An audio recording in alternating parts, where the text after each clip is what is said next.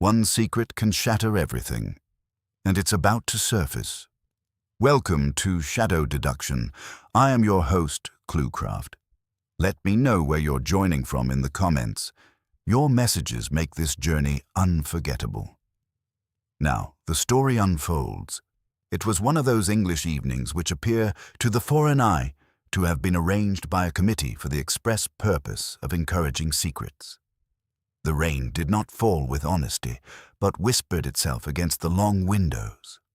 The wind moved through the bare yews with a discreet and ominous restraint, and Blackwood Hall, set upon its rise of wet gravel and dark lawns, shone with that warm, guarded brilliance which suggests comfort to the innocent and exposure to the guilty.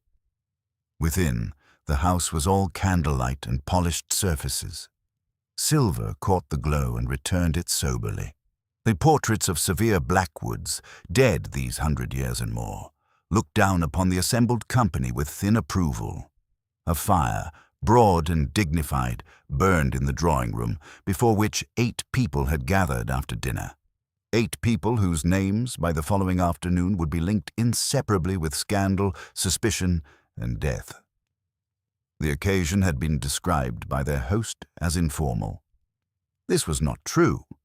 Sir Alister Blackwood, though a man who affected the careless manner of one born to old money and secure position, was in reality incapable of arranging anything that did not conceal some private intention.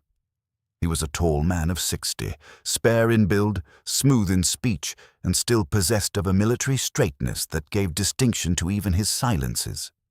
His white hair was brushed back severely, so his hands were fine and pale.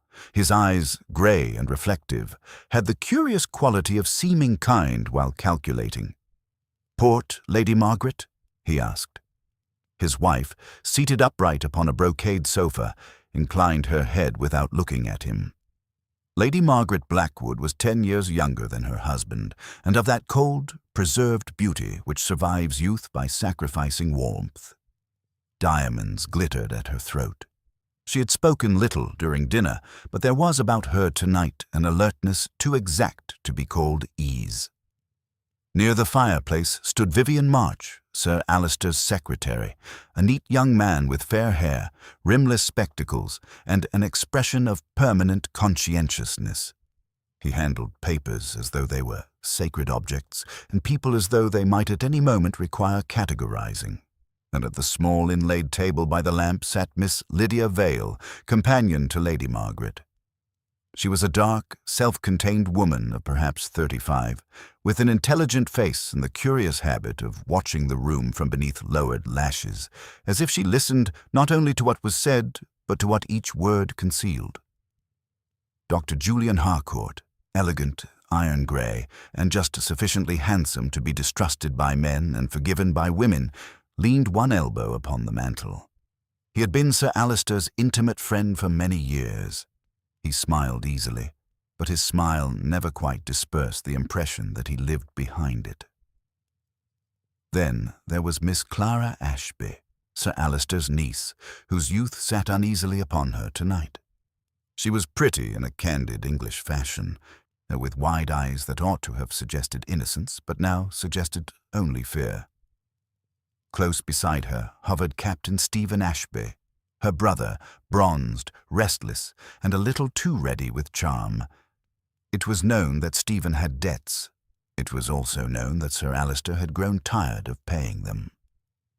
The 8th guest, somewhat apart from the others, was Mr. Adrian Fisk. He was an art dealer of cosmopolitan reputation, dark, polished, and agreeable in that finished way which inspires confidence in some and alarm in others. He had brought with him as the ostensible subject of the evening an object upon which all eyes had rested more than once since dinner, an antique jewel casket of Florentine workmanship, set upon the centre table under the lamplight. It was a beautiful thing, ivory and gold, though with tiny enamelled flowers and a lid inset by a miniature lock of ingenious design. Its value, Mr. Fisk had announced with modest gravity, was considerable. Its history, he added, was more interesting still. "The casket," said Fisk, touching it lightly with one finger.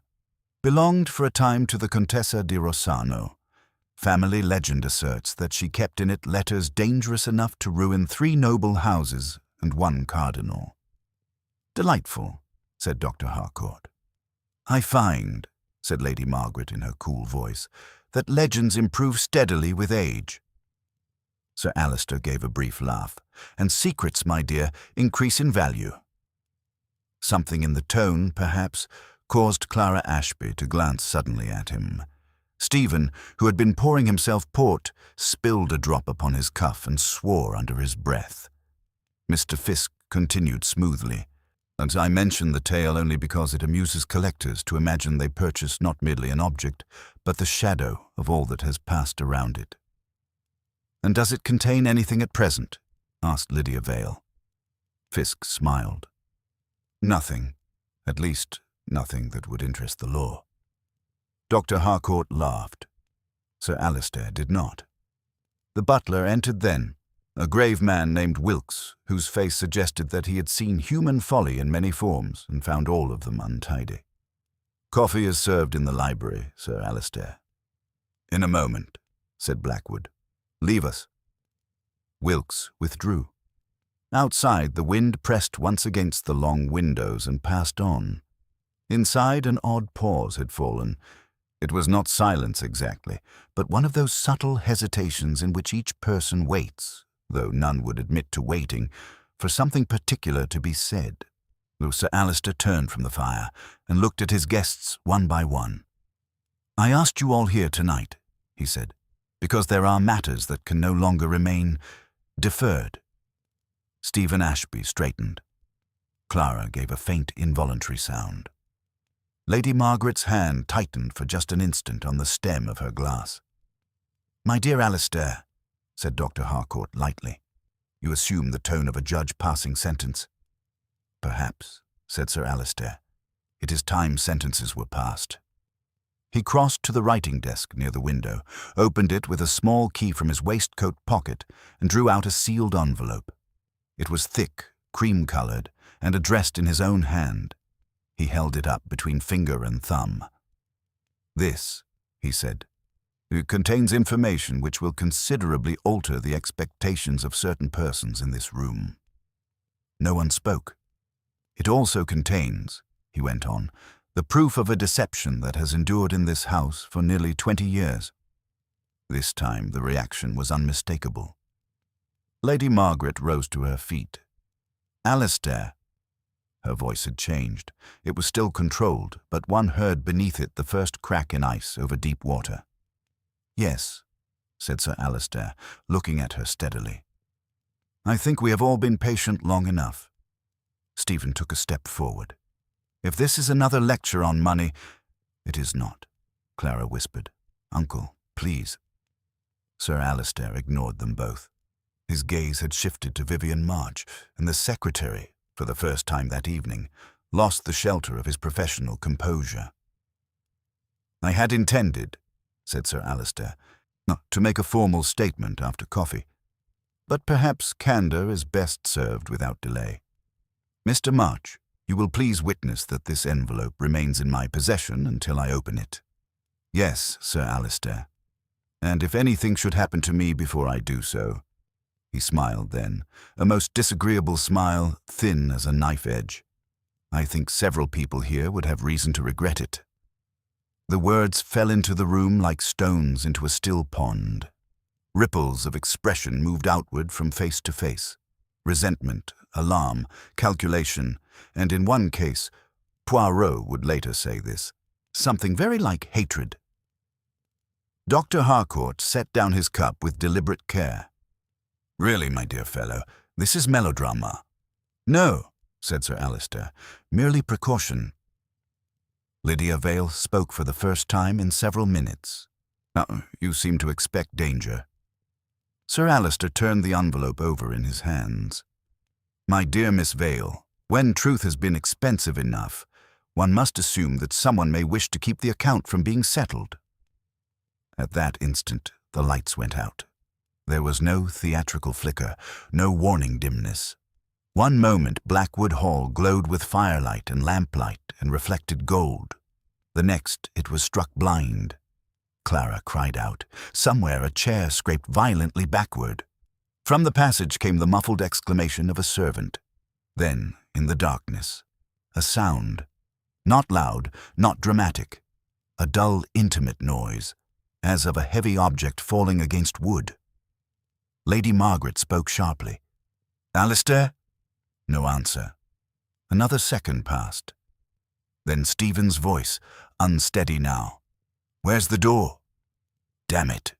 Somebody—" The butler's tread sounded in the passage. A match scratched. A candle flame rose, guttered, steadied. Wilkes entered, holding a silver candlestick. Its light, slight though it was, fell first upon the center table and the Florentine casket, gleaming softly and innocently beneath its carved lid. Then it widened. Sir Alistair Blackwood lay face downward beside the writing desk, one arm bent beneath him, the sealed envelope crumpled near his outstretched hand. At the base of his skull, dark against the white of his collar, there spread a stain that was already blacker than the room around it. For a moment, no one moved. It was as if the old house itself had inhaled and could not yet exhale. Then Clara gave a thin scream and covered her face. Dr. Harcourt was first across the room, kneeling, turning the body with practiced hands. But he looked up almost at once. "He is dead." The candle trembled in Wilkes's grip. Stephen said hoarsely, "Dead? In the dark? But that's impossible." "Nothing," said Lydia Vale in a voice so calm that everyone stared at her, "is impossible in a room full of people with something to lose." Mr. Adrian Fisk had not moved from where he stood near the center table. His eyes were fixed not on the body, but on the floor beside it. "The envelope," he said quietly. All heads turned. The envelope was there, yes, but torn open, and it was empty. When the police were sent for, the rain had strengthened. Before midnight, all within Blackwood Hall had become a matter for statements, locked doors, and suspicion. By morning, the case would attract attention far beyond the county. By noon, another name would enter it. And when that name was spoken, some with relief, some with annoyance, and one or two perhaps with fear, it would be spoken with great precision. By the following afternoon, Blackwood Hall had lost the illusion of permanence that had once defined it. Doors stood open that had always been closed. Servants moved in hushed patterns, their footsteps careful, as though each corridor might carry sound farther than before. The rain had ceased, but the sky remained low and colorless, pressing upon the house like a weight. Inspector Grant of the county police had arrived early, bringing with him an air of brisk competence and the conviction, already forming, that the solution lay close at hand. He was a solid man with a square jaw and a tendency to decide quickly, which he regarded as efficiency, and others sometimes regarded as haste. He stood now in the drawing-room, reviewing his notes while Wilkes hovered discreetly nearby. 8 people in the room, said Grant. Lights out for, 30 seconds? A minute at most. In that time, Sir Alistair is struck from behind with a blunt object. No weapon found. Envelope opened and emptied. No one leaves the room. It doesn't take a genius. Wilkes inclined his head. No, sir. Grant snapped his notebook shut. It's always the same. Panic, darkness, someone seizes the moment. Likely whoever stood nearest. Sir, said Wilkes. They were all near enough. Grant grunted. Not equally. I'll have them again, one by one. People contradict themselves when they repeat a story. He was about to give further instructions when the front door opened, and a murmur passed through the hall. A moment later, the butler appeared again at the threshold. There is a gentleman to see you, Inspector. I'm occupied. He says, sir, that he has been expected. Grant frowned. Expected by whom? Before Wilkes could reply, the gentleman himself stepped past him with quiet assurance. He was of middle height, impeccably dressed, with a head that inclined slightly forward, as though in permanent consideration of something subtle and interesting. His moustaches were of a perfection so exact that they seemed less grown than composed. His eyes, however, were alive, sharp, observant, and faintly amused. "Monsieur l'inspecteur," he said with a polite inclination of the head, "permit me to introduce myself. I am Hercule Poirot." Inspector Grant blinked. "Poirot? Yes, I've heard the name." "I have no doubt," said Poirot pleasantly. "It is not unknown." Grant recovered himself. "And what brings you here, Mr. Poirot?" "I was invited," said Poirot, "though, alas, not in time to prevent the tragedy. A letter reached me this morning from Dr. Harcourt, urging my immediate presence." Grant's expression shifted. "Harcourt sent for you?" "Mais oui.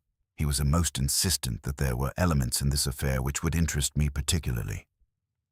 Grant hesitated, then gave a short nod. "Very well. You may observe.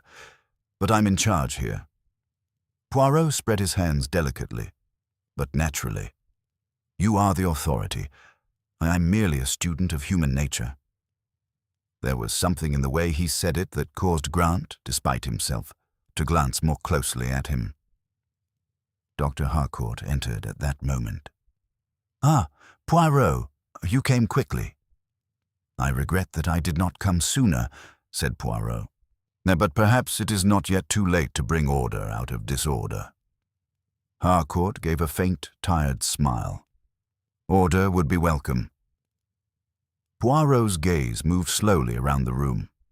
Nothing escaped it. The placement of chairs, the angle of the writing desk, the faint mark upon the carpet where something had been dragged or dropped. "And the others?" he asked. "In the morning room," said Harcourt. "Inspector Grant has already questioned them once." "Ah," said Poirot softly. "Then we must question them again." Grant stiffened. "I've got their statements." "Precisely," said Poirot. "Now we shall see how well they remember them." The first to be brought in was Clara Ashby. She entered nervously, her hands clasped together, her eyes darting from one face to another before settling on Poirot, who bowed to her with grave courtesy. "Ah, mademoiselle," he said gently, "you are distressed. It is natural, but you must help us, yes?" I will try." "You were seated here near the fire when the lights went out?" "Yes." "And in the darkness, what did you do?" I don't know. I think I stood up. Someone brushed past me." "Someone?" Poirot's head tilted slightly. "You are not sure who?" "No, it was too dark." "Yet you are certain that someone moved?" "Yes." Poirot nodded thoughtfully. "And before the darkness, mademoiselle, you heard what Sir Alister said about the envelope?" Her face paled. "Yes." "Did you know what it contained?" "No, I swear it. I didn't know anything." Poirot raised a hand lightly. "I did not say that you did. I asked only what you knew." She faltered. I thought it might be about Stephen, his debts. Uncle had been angry." "Ah," said Poirot softly. "So you believed your brother to be in danger of exposure?" Her eyes filled with tears. "Yes." "Merci, mademoiselle. You have been most helpful." When she had gone, Poirot turned to Grant. "You see? Already we have the fear." "Fear doesn't make a murderer," said Grant shortly. "No," said Poirot, "but it makes one careless." The next was Captain Stephen Ashby. He entered with a defiant air, though there was strain beneath it. "I suppose you want the same story again?" he said. "Not the same," said Poirot pleasantly. "The true one." Stephen's jaw tightened. "I've told the truth." "Bien. Then it will not change." Poirot regarded him steadily. "You were standing near the table with the casket, I think?" "Yes." "And when the lights went out?" "I moved toward the door. I thought it was some damned fuse." "Toward the door," repeated Poirot. "And did you reach it?" "No." Did you touch anyone? I don't remember. Poirot's eyes rested on him. You do not remember, or you prefer not to say? Stephen flushed. What are you implying? Nothing, said Poirot mildly. I imply nothing. I observe. There was a brief silence. Then Poirot spoke again, very softly. You knew, of course, that Sir Alistair intended to reveal something that concerned you. Stephen stared at him. Everyone knew that. Not everyone feared it, said Poirot. For a moment, Stephen seemed about to speak further. Then he checked himself. I've said all I have to say. Merci, said Poirot. When he had gone, Poirot did not speak at once. He stood quite still, his fingertips together, his eyes half closed. Inspector Grant shifted impatiently. Well, Poirot opened his eyes. My dear Inspector, he said, it is most interesting. Already we have the fear, the secrecy, and the movement in the dark. And? Said Grant.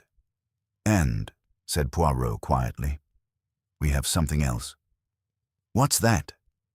Poirot's gaze drifted to the center table, where the Florentine casket still rested, untouched since the night before. A silence, he said. A very particular silence. There is something in that room last night which should have been heard, and was not. Grant frowned. What are you talking about? Poirot smiled faintly. That, Inspector, is what we shall discover.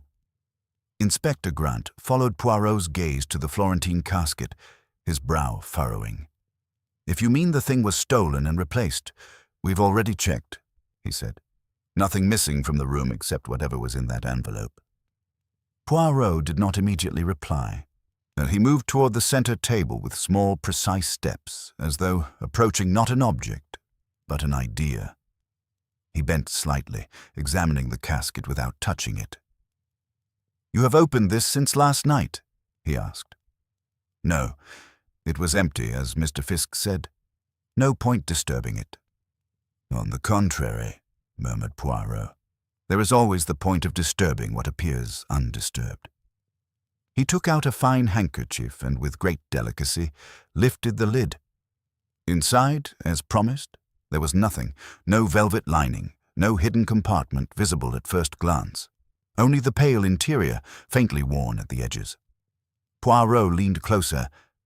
Inspector, he said softly, you observe the dust? Grant stepped forward reluctantly. Dust. It's clean enough. Just so. Too clean. Grant gave a short laugh. It was polished before dinner, I expect. Servants do that sort of thing.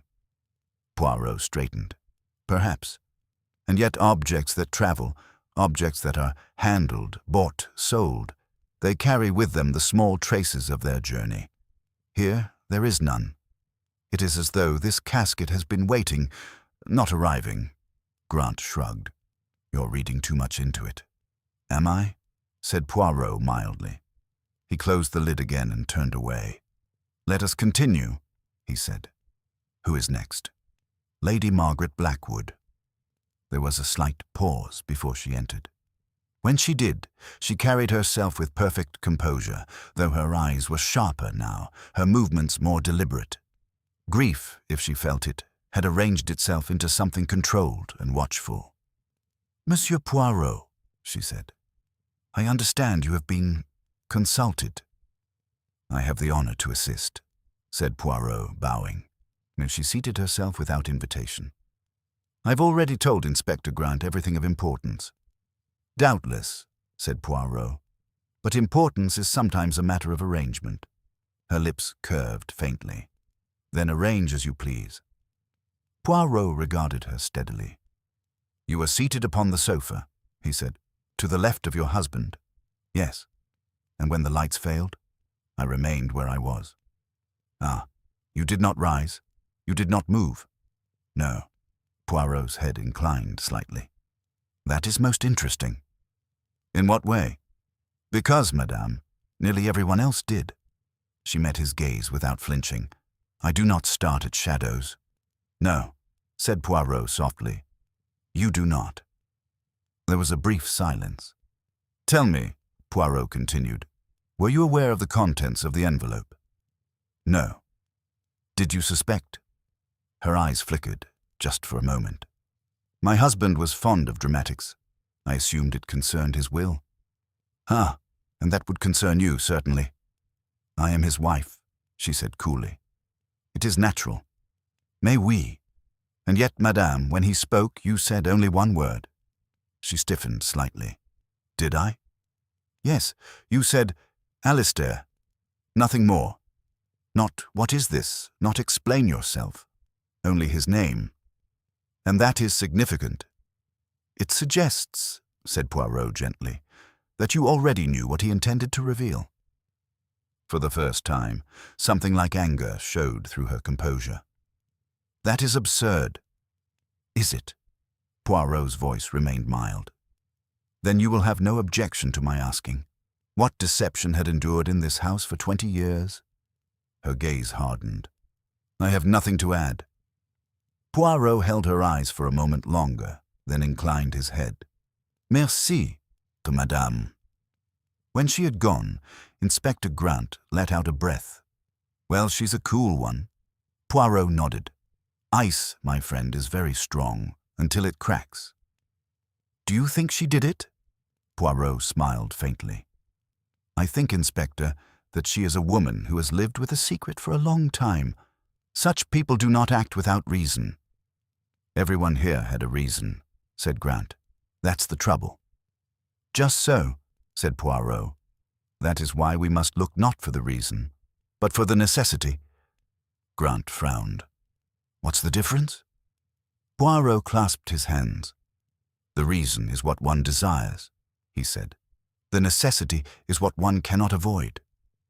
Before Grant could respond, there was a knock at the door. Wilkes entered, his expression more strained than before. Inspector, Monsieur Poirot, I beg your pardon, but there is something you should see. What is it? Said Grant. Wilkes hesitated. It is Mr. Fisk, sir. Poirot's eyes sharpened. Ah, the gentleman of the casket.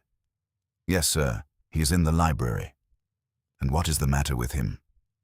Wilkes swallowed. He says the casket is not the same one he brought. There was a moment's silence. Inspector Grant gave an exasperated snort. That's nonsense. It hasn't moved. Poirot, however, was already reaching for his hat. Come, Inspector, he said quietly. We shall see. They crossed the hall and entered the library. Mr. Adrian Fisk stood near the desk, his usual composure disturbed.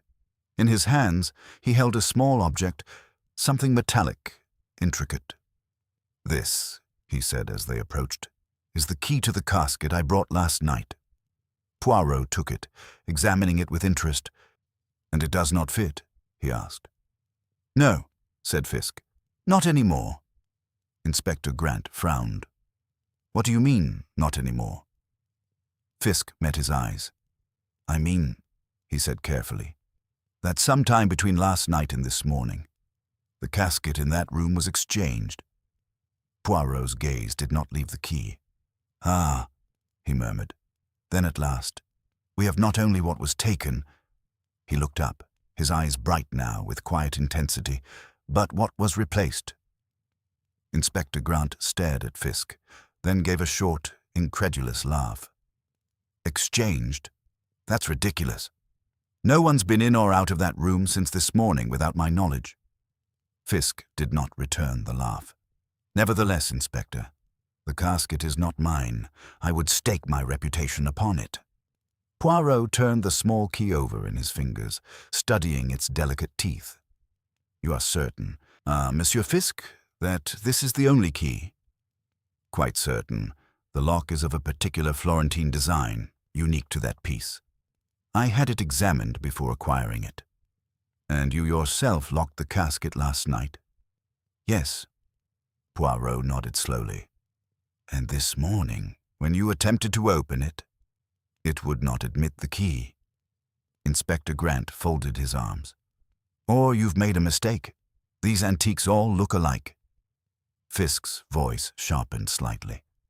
I assure you, Inspector, they do not. Poirot slipped the key into his pocket. Come, he said quietly. Let us return to the drawing room. They did so without further delay. The casket still sat where it had been, serene and inscrutable beneath the lamplight, as though it had never been the subject of dispute. Poirot approached it again, this time without the handkerchief. So he placed the key gently into the lock. It did not turn. Inspector Grant's expression darkened. He stepped forward, took the key himself, and tried with more force. The result was the same. Well, he muttered, that's odd. Mais oui, said Poirot softly. It is odd. And when something is odd, it is no longer simple. He withdrew the key and replaced it carefully. Tell me, Inspector, since this morning who has had access to this room? No one without my say-so. The servants came in briefly to clean, but under supervision. Ah, the servants, and they touched the casket. No, I told them to leave everything as it was. Poirot nodded. Then we must suppose that the exchange, if there was one, occurred before your arrival. Grant frowned. During the night? Possibly. But the doors were locked, like windows too. Poirot's eyes moved to the long curtains, drawn back now to admit the grey afternoon light. He stepped toward them, examining the latch. No sign of force, he murmured. No disturbance. And yet, something has changed. He turned back to the others. Monsieur Fisk, you said that your casket was empty. Yes, completely empty. Fisk hesitated, just for a fraction of a second. Yes. Poirot's gaze sharpened, but he did not pursue it. Very good. Then we have this curious situation. A man is murdered, an envelope is emptied, and an object, apparently of no immediate value, is exchanged. Inspector Grant shook his head. It doesn't make sense. On the contrary, said Poirot, it makes a great deal of sense. Only we do not yet see it. There was a pause. Then Poirot spoke again, more thoughtfully. Inspector, yes, you said earlier that no weapon was found. That's right. We searched the room thoroughly. And yet Sir Alistair was struck with something heavy. Yes. Poirot's eyes rested once more on the casket. Something heavy, he repeated softly. Grant followed his gaze. You don't mean... Poirot did not answer at once. Instead, he lifted the casket, carefully, testing its weight. It was heavier than it appeared. He set it down again with equal care. Perhaps, he said, we should not dismiss the obvious too quickly. Grant stepped forward, examining it more closely now. You think this was used to strike him? It is possible. But then why leave it here? Poirot smiled faintly. Ah, that is the question, is it not? Why leave the weapon and take the contents? Before Grant could reply, there came a sudden sound from the doorway. Lydia Vale stood there, pale but composed. Forgive me, she said, but I believe I can answer that. All eyes turned to her. Poirot inclined his head. Mademoiselle. She stepped into the room, her gaze moving briefly to the casket, then to Poirot. You asked what was not heard last night, she said. I think I know. Poirot's expression did not change, but there was a subtle quickening in his eyes. Indeed? Yes. When the lights went out, there was confusion, movement, voices, and then the sound when Sir Alistair fell. Just so. But there was no other sound, no struggle, no cry, nothing before that. Poirot nodded slowly. You find that significant? Yes, she said. If someone had approached him in the dark, if there had been any warning at all, he would have spoken, or resisted. Inspector Grant frowned. Not necessarily. Oh, it could have happened very quickly. Perhaps, said Lydia. But Sir Alistair was not a man who was easily taken by surprise. Poirot's gaze rested on her. Then you suggest, mademoiselle, that he did not expect the attack. Yes.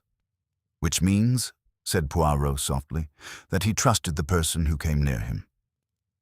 There was a silence. Lydia held his gaze. Yes. Poirot inclined his head. Merci. She hesitated, then added, There is something else. Yes?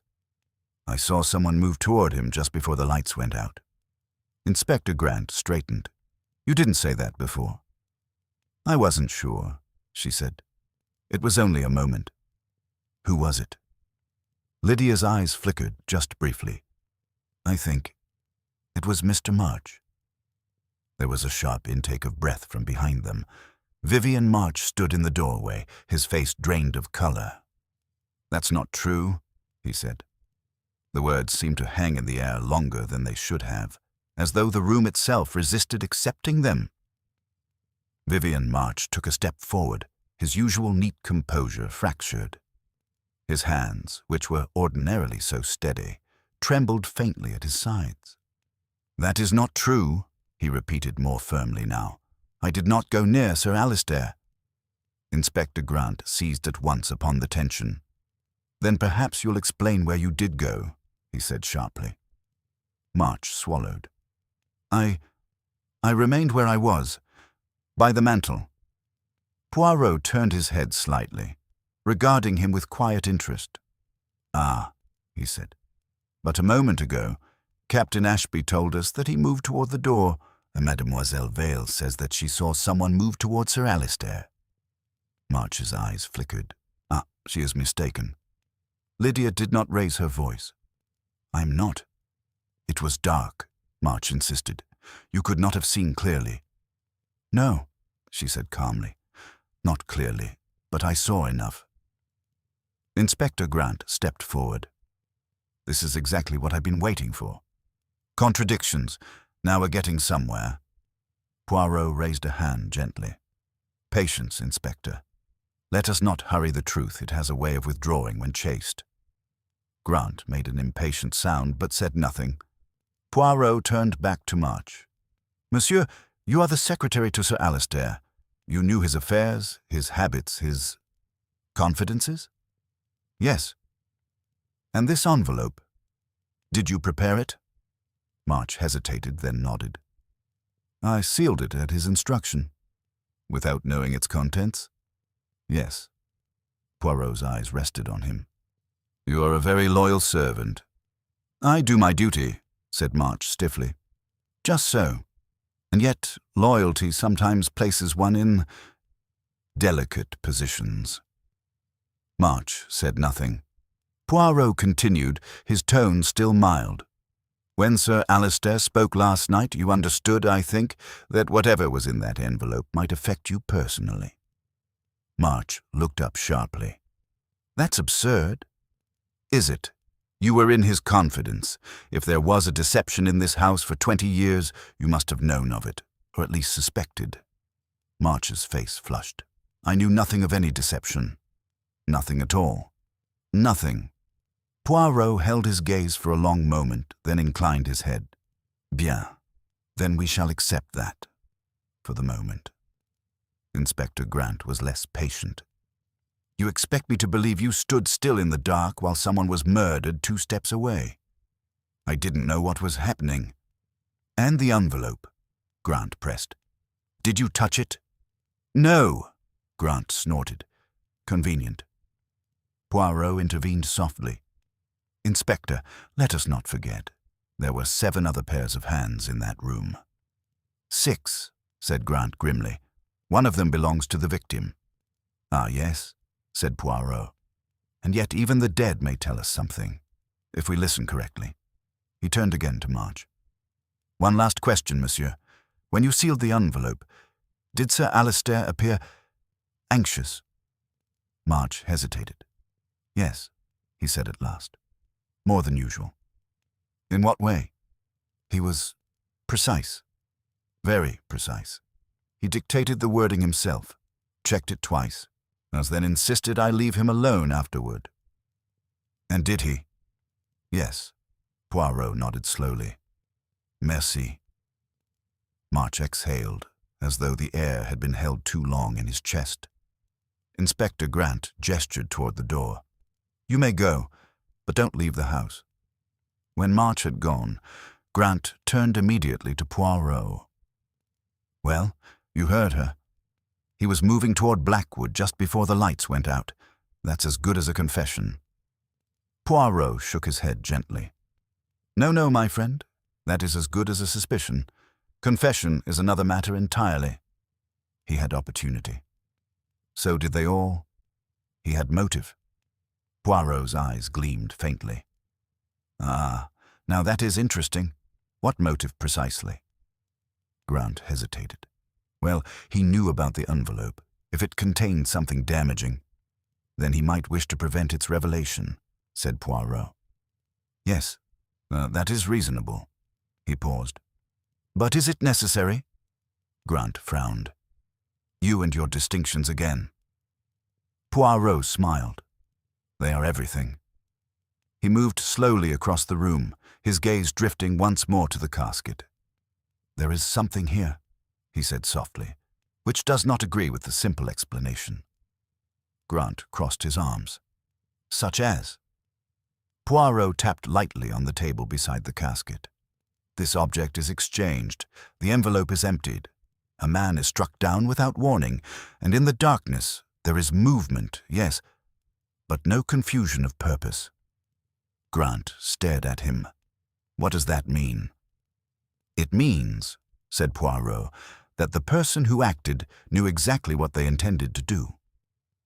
There was a brief silence. Then Poirot added, almost to himself, "And perhaps they knew exactly where everything would be." Before Grant could respond, there came a sudden commotion from the hall, hurried footsteps, raised voices. Wilkes appeared in the doorway once more, his composure finally shaken. "Inspector, Monsieur Poirot, there has been another development." Grant swore under his breath. "What now?" Wilkes hesitated, then spoke. "It is Miss Clara, sir."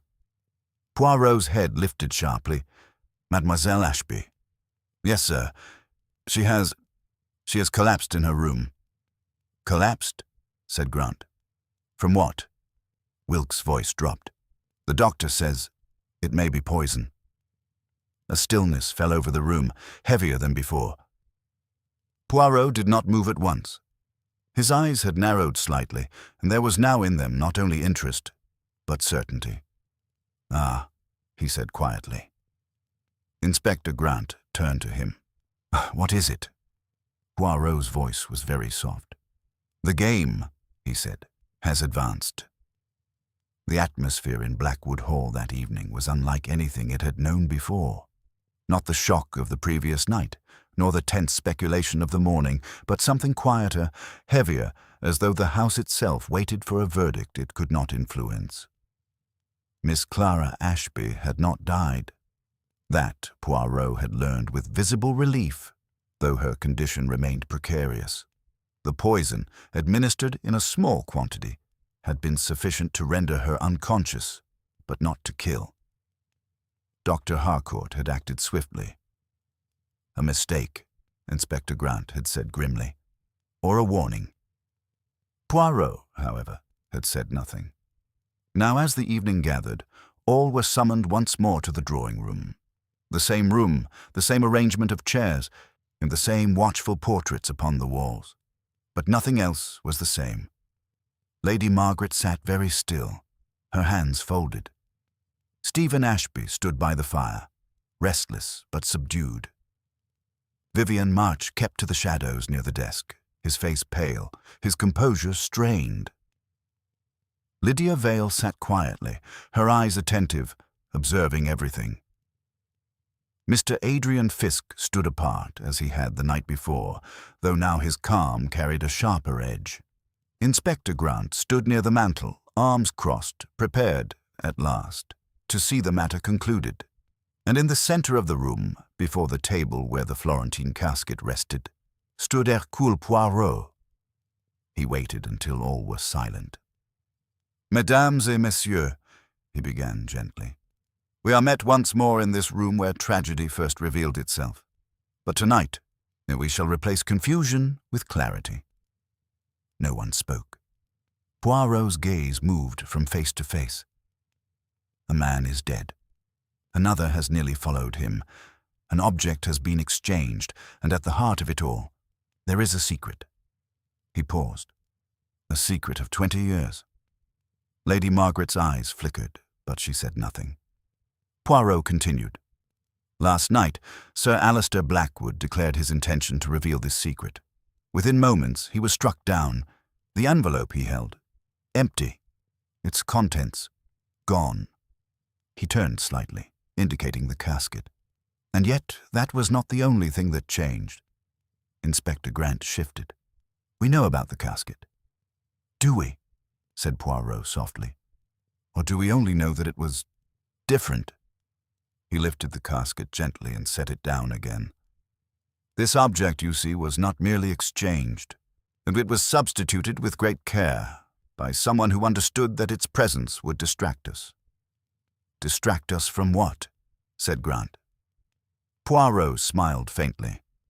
From the fact that the envelope itself was never the true target. A murmur ran through the room. Stephen frowned. What do you mean? That's what he was going to reveal. Ah, yes, said Poirot. Reveal. But to whom? He turned suddenly toward Vivian March. Monsieur, you sealed the envelope. You knew its importance. March swallowed. Yes. And yet you did not know its contents. No. Then you feared it, said Poirot, as did others. But fear is not enough to kill. He turned again, this time to Lydia Vale. Mademoiselle, you observed something most important, that there was no struggle. No warning. The victim did not expect the attack. Lydia inclined her head slightly. Which means, Poirot continued, that the person who approached him was trusted. His gaze shifted, slowly, deliberately, to Lady Margaret. A silence fell. Madame, he said gently, you alone remained seated when the lights went out. You alone did not move. Lady Margaret's voice was steady. And that is your accusation? It is not yet an accusation, said Poirot. It is an observation. He stepped closer. You knew what was in the envelope. Not the exact words, but the truth it contained. A truth you had lived with for 20 years. Her eyes hardened. You know nothing of what I have lived with. On the contrary, said Poirot softly. I know this, that Sir Alistair had discovered the truth of Clara Ashby's birth. There was a sharp intake of breath. Stephen stared. What? Poirot raised a hand. Mademoiselle Clara is not Sir Alistair's niece. She is his daughter. The room seemed to tilt. Lady Margaret did not move. 20 years ago, Poirot continued, there was a scandal, quietly buried. A child born whose existence would have destroyed reputations, altered inheritances, undone carefully arranged lives. He looked at Lady Margaret. You raised her as your niece, but Sir Alistair, at last, chose to reveal the truth, to alter his will, to acknowledge her openly. Stephen's face had gone white. That's not possible. But it is, said Poirot. He turned slightly. And you, madame, could not allow it. Lady Margaret rose slowly to her feet. You're making a monstrous accusation. Poirot's voice remained calm. You approached him in the darkness. He did not resist, because he trusted you. You struck him with the casket, yes? The real casket. Then, in the confusion, you removed the letter.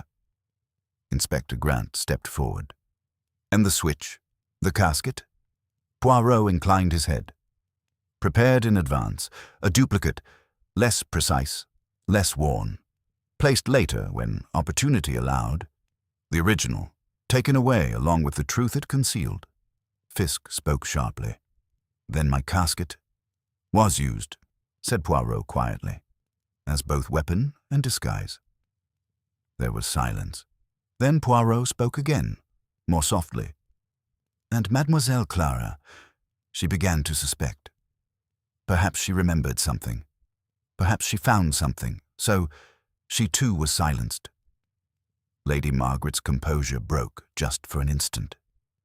"It was not meant to kill her," she said. The words fell like a verdict. Inspector Grant stepped forward immediately. "That's enough. Lady Margaret Blackwood, I must ask you—" She did not resist. For a moment, she looked not at the inspector but at Poirot. "You think you understand?" she said quietly. Poirot met her gaze. "I understand," he said. "The truth, when buried, does not die. It waits." She gave a faint, bitter smile. "Yes," she said. "It waits." She was led from the room. No one spoke for some time. At last, Stephen sank into a chair, his face in his hands. Lydia remained still, her expression unreadable. March stood as though rooted to the spot. Inspector Grant exhaled heavily. "Well, that's that, then." Poirot adjusted his cuffs. "Justice, Inspector," he said softly, "is rarely so simple, but tonight it is sufficient." Grant glanced at him. "And you? Satisfied?" Poirot considered. "Mademoiselle Clara will live," he said. "She will know who she is. That is something." He turned toward the door. As he paused, he looked back once more at the room, the fire, the chairs, the empty space where the casket had rested. "The human heart," he said quietly, "is the most intricate of all mechanisms. It hides, it deceives, and yet in the end, it reveals itself." Then, with a small, precise bow to no one in particular, Hercule Poirot departed Blackwood Hall, leaving behind order, truth, and the faint echo of a mystery solved by the little grey cells.